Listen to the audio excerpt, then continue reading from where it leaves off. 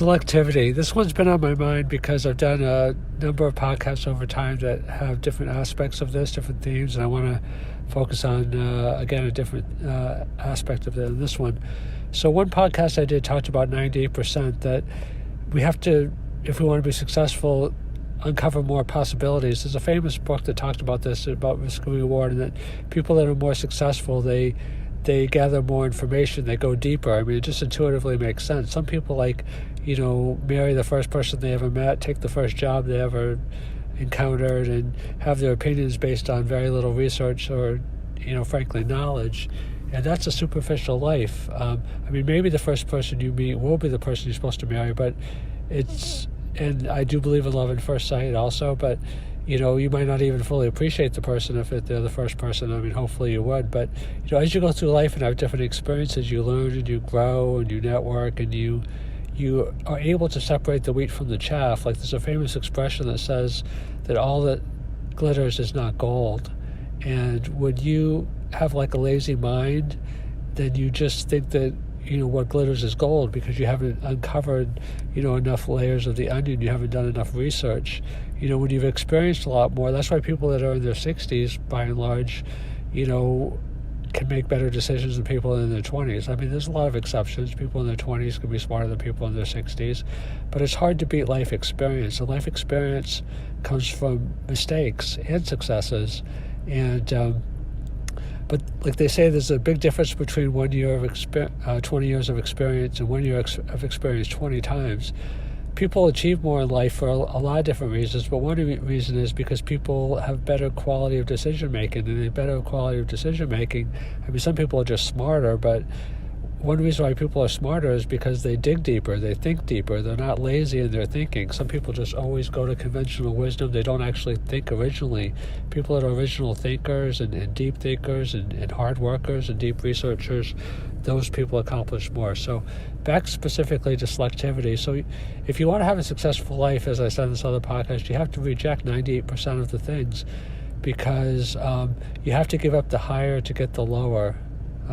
Let's reverse that. You can do that. Some people do. That's why I'm laughing. They give up the higher to take the lower. No, you have to give up the lower to take the higher.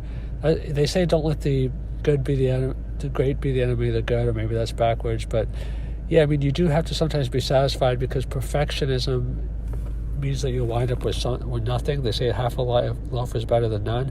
I don't believe that half a loaf is better than none, because I think that if you settle maybe in the unimportant areas, like things that don't matter that much, because time is money, and if you can save some time, then that could be the overriding factor. But in the very important things in life, like your job, your marriage, your kids, half a loaf of a life is pathetic. So it may be that, based upon how important things are, that's how selective you should be. So in certain things, you should be like 98% selective. In other things, 80%, 60%. But by and large, on the most important things, you have to be 98% selective, because you're not going to have a quality of life if you just marry a good enough person. You're not going to have a quality of life if you just have a good enough job. And you have to investigate, and it's not a scientific process, because there's also love and everything else involved in it. But there is a lot of thought that goes into it, a lot of knowing yourself and things of that nature. So the other thing I want to say about rejecting 98% is that the converse or inverse, I'm not sure which word is better, also applies, which means that life is going to force you into what they call the straight and narrow. Like even in the Bible it says, broad is the way for making bad choices, but narrow. And that means that 98% of the things that you do or want in your life are going to be rejected, either by other people or by life in general, in order to get to your best. So I'm continually amazed by how many of my good ideas amount to nothing.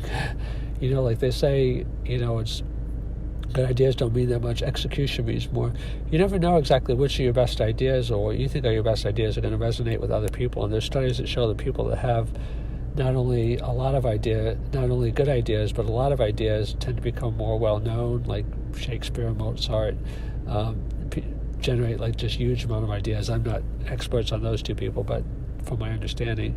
So life is going to reject most of your great ideas. You can't be like, oh, I'm holding on to this idea, no one's ever had it before. I've done that in my business, and I've I've worked like crazy to kind of like implement it because I know it is an incredible idea, but I've also supplemented it with other ideas that reinforce it, or can be related to it, or even independent, because you can't, like Warren Buffett says, diversification is for fools, basically. He doesn't use that language, but put all your eggs in one basket and then guard your life with the basket.